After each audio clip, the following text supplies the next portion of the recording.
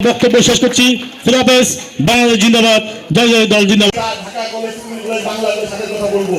তারা দুঃখ করে 200 ছোট ভাই বড় ভাই সবাই মিলে আমরা তেজগাঁ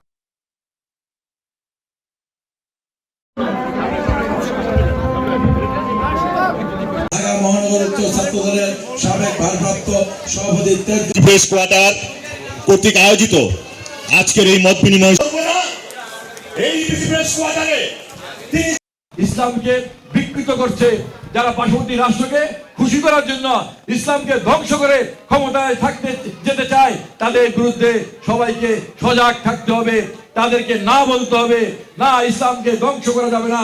আমরা বাংলাদেশের 95% মানুষ মুসলমান, আমরা আমাদের ইসলামকে আমরা ঐক্যবদ্ধ রাখবো, ইসলামের ঐক্যকে আমরা অটুট রাখবো এবং বাংলাদেশের প্রতিটি মানুষ আমাদের স্বাধীনতা সার্বভৌমত্ব অটুট রাখবো।